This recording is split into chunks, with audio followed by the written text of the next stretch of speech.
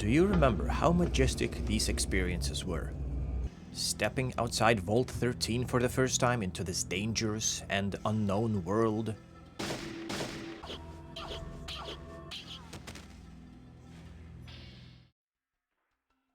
Beginning the new journey in Oregon as the direct descendant of Vault Dweller, ready to continue the legacy of your ancestor from the first game, or really entering the cave and going, what the fuck am I supposed to do here now?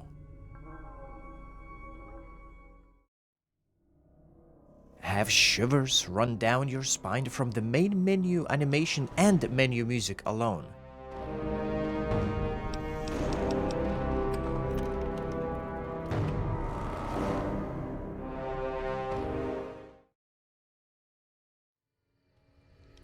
Realize that the game has actually been rigged from the start.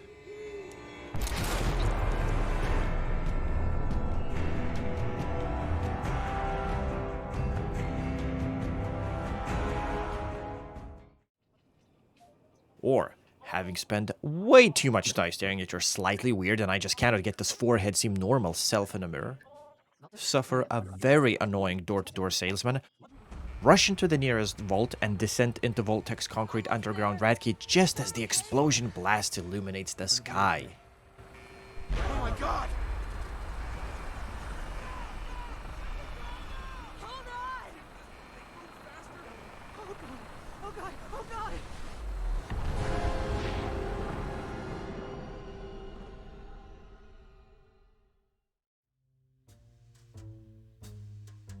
Well, perhaps not all these moments were that noteworthy.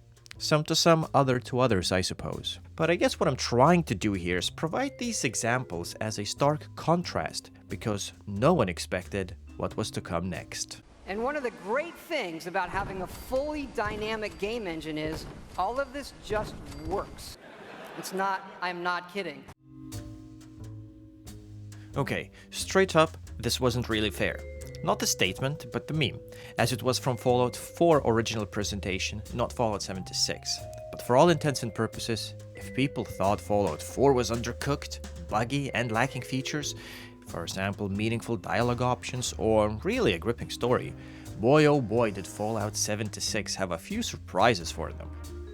It was a multiplayer-only game, there were no NPCs on release, the visuals were already dated thanks to Creation Engine, which, although being not that old an engine, it was created in 2012, already looked old and drab, kinda like many 3D games in mid-2000s. There were all sorts of technical and performance issues, and people weren't happy and asking for refunds. But that was 3.5 years ago. Since then, Fallout 76 somewhat quietly received 11 major content updates. Yes, you heard me correctly, 11. Scratch that. 12 actually, the last one just released. It took Bethesda about 1.5 years since release to introduce NPCs to Appalachia, but it surely feels that slowly and gradually the game has actually stepped out of its own shadow. Whether anyone noticed or not is a different story entirely. It runs much better, although deep contrasting shadows that are ever present thanks to high volume of trees still make my eyes sore. Plus there is this very annoying blur background effect when ADSing in either first or third person.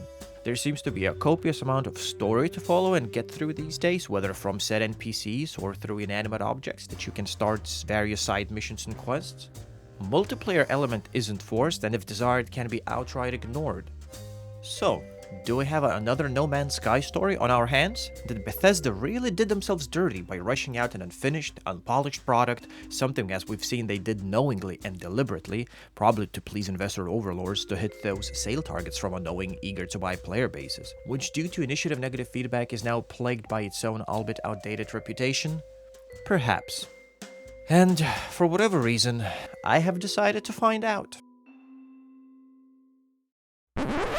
Oh, wait, I forgot the bags. I knew I was forgetting something. The goddamn bags.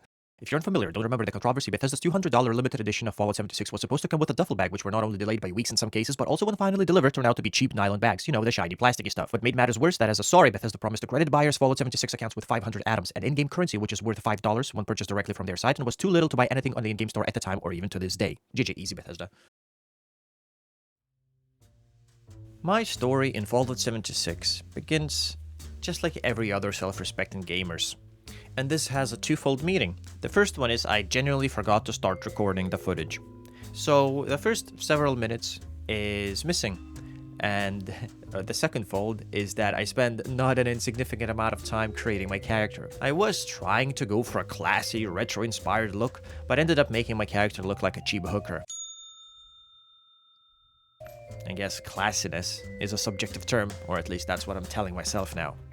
Anyway, the story begins that it's the quote-unquote reclamation day, and it's time for Vault 76 citizens to repopulate the wasteland. However, we also realize that Overseer was sent on a different, special mission, and it's for whatever reason now our task to track them down. I guess they were like our best friend, or whatever, although this is by no means part of the story.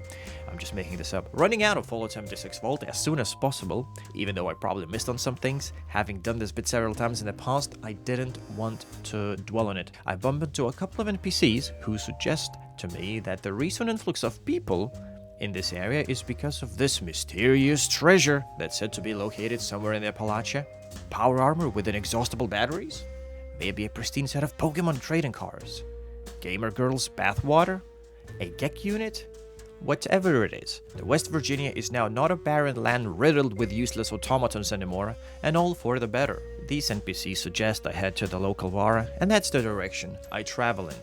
I speak with Duchess upon arrival, who's running the newly established refreshment all-in-one pit stop. There's a raider-looking fella pointing a gun at her, however, screaming something about, "I know you know where the treasure is."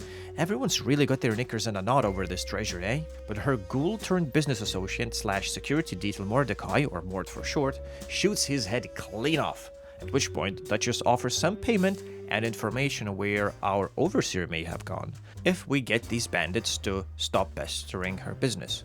I decide to play along, at least for the time being, and agree, and our first mission is to pretend to be Crane, a dude who supposedly knows where this treasure is, and to attract attention from the raiders that assault our Duchess, then find out where their hideout is and smoke him out or deal with them some other way. I mean, or join them, that's an option too. However, I haven't decided on that bit yet. I build the signal transmitter to bait the raiders in finding me, trek to the local radio tower to upload a holotape for signal boosting or something of the sort. I can't remember, to be honest, and this is the bit that's missing from the recording. And as I return, I find a peculiar fella sniffing around already. Hey! You here? Whoa. You're not Crane. The hell's going on here?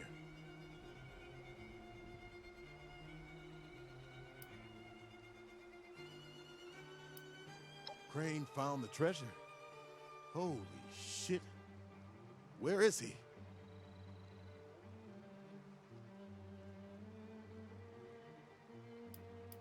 Probably not much more than you.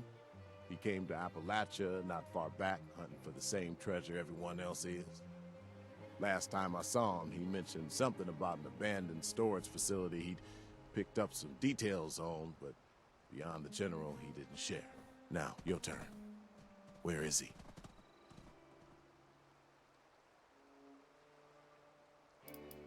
Fine. I'll find Crane myself. Thanks for nothing, prick. He ends up calling me names, but at least the encounter doesn't turn violent, so no harm, no foul, I guess. However, I learned nothing from him, and I head back to my camp. And while struggling through the menus to build a workbench to scrap the crap I've looted, plus maybe do some proper crafting, and honestly the controls for accessing slash navigating these menus are shocking, at least on PC. I'm not sure if they are rebindable, but I haven't looked yet, to be honest. At least they are horrible until you get familiar with them.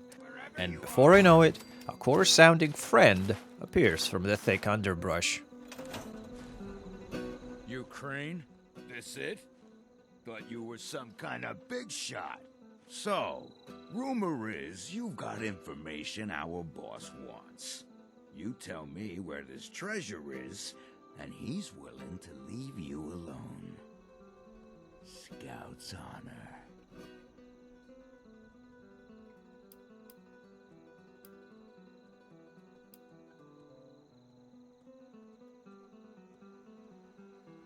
As my character isn't really charismatic, strong, or lucky enough in this instance, I challenge him to the most pointless of no, you first competitions, and surprisingly it works. Where we're camped? Okay, it's... No. Why don't you go first?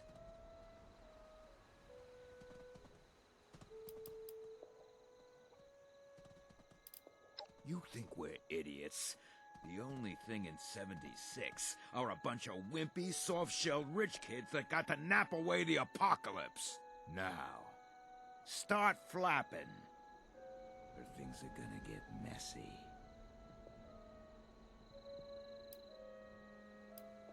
No, you first. No, you first. No, you first. No, tell me what I want to know. Okay, fine. We're at the West Virginia Lumber Company, okay? There. Now tell me where the hell the treasure is.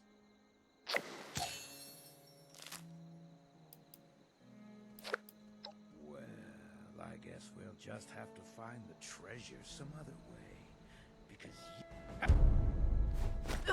But then sadly things turn violent, and I get clapped faster than I realize there are actually two of them.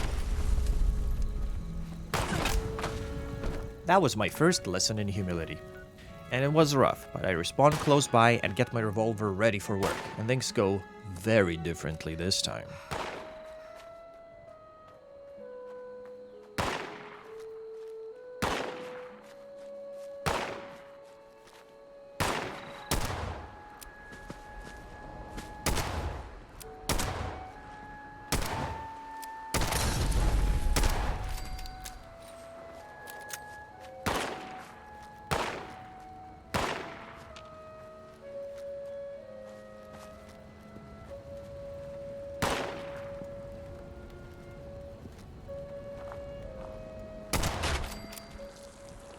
I loot them up, quick stop to scrap the unneeded stuff, and I report back to the Duchess.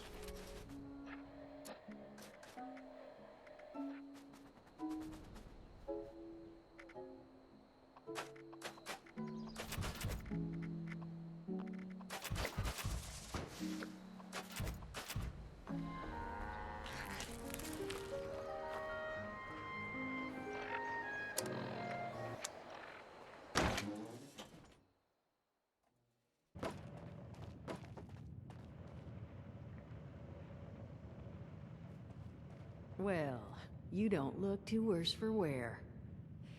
You managed to figure out where those miscreants are hiding?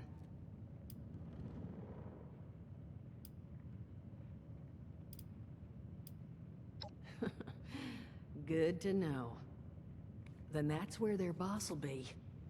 You need to Wait, West Virginia lumber? That is not right. You misheard them for sure. And that's of concern. Why, exactly?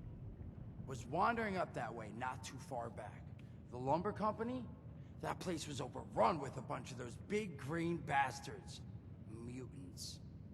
You've seen those Frankensteins. If this gang was able to clean those things out of the mill, these guys might be tougher than advertised. You got any recommendations on how you'd proceed? Well, I wouldn't go in guns blazing, unless you got some big guns. Could try and luck your way inside, maybe see if they want to talk to you. But there was this family I ran into up that way that I'm sure has had to deal with them already. There was also this, let's say, special scrapper who was making some pretty bold claims about his knowledge of the mill. Wouldn't be a bad idea to check in with either of them. Found him living in the stalls at Tyler County Fairground. Guy kept claiming he knew the best way to run the mutants out of the mill. But, listen, I couldn't get him this bill, Hal. Probably have a better chance he'll share what he learned with someone who still has an entire face. You'll find him at Anchor Farm, if these thugs haven't already run them off. But if they are still there, well, they probably managed to work something out with them. Hey, it couldn't hurt to find out what it was. Well, that's a good thing, because that's all I've got. If you haven't already explored up that way, the fastest route back would be via Vault 76 and trekking north from there. And As both of the optional objectives are almost literally on the way, I reckon why not stop by both, as it may offer me some useful insights and maybe even side quests or some decent loot I can scavenge at these locations, and I get on my way. I get a quick chance to practice my accuracy for a hot minute on these basic Liberator automatons. Profit.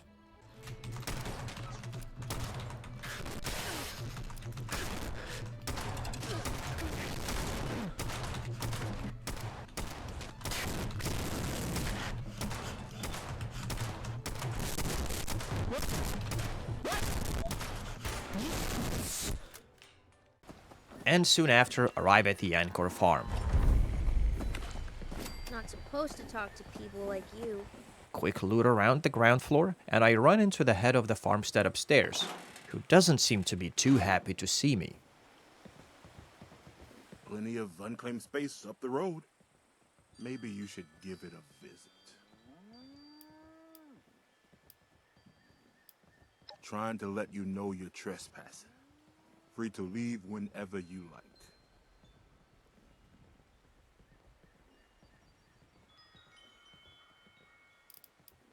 Treasure. Nothing but trouble. We'd hope to start new lives here. Private ones. So much for that. Just like everyone else. Except we like our privacy. West Virginia no. Don't know anything about them. Now I'd like you to leave. Again, unfortunately my character is neither charismatic, strong, or persuasive enough to even begin to try and convince this guy to spill the new cabine, so I do what every self-respecting gamer does. Loot the living shit out of his house.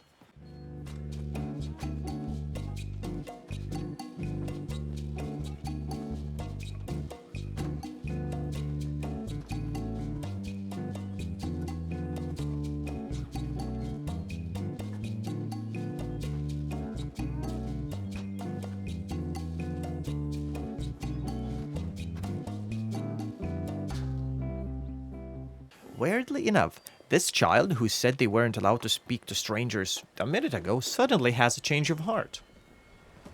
You were asking about that gang? Papa keeps listening to that tape of them.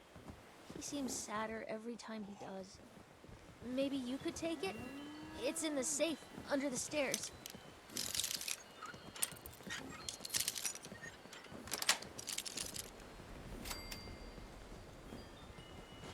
Maggie, we all benefit here. We provide you with protection, and you help feed the many, many mouths I have at my camp. You mean you get to take whatever you want and leave us all to starve? It won't come to that. I'll see to it personally. Now, do we have a deal? You can take your deal and shove it. We're not your slaves. If you want our food, you can...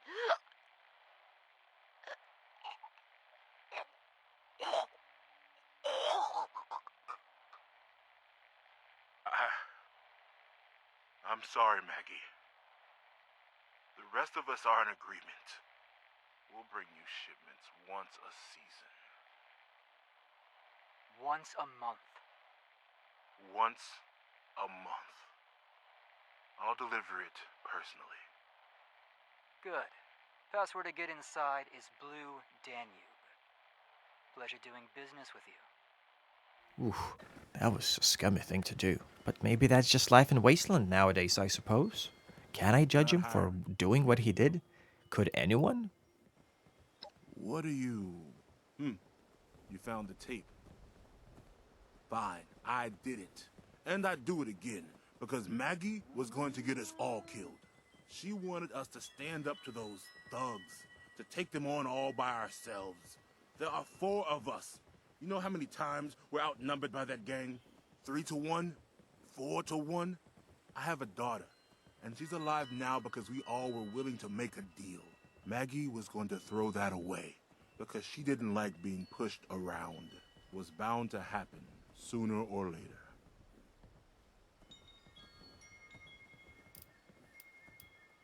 Of course we can. What a spineless twat that guy is. I really wish there's something we can actually do to get him to regret his actions, as in, inbuilt existing in-game dialogue story options.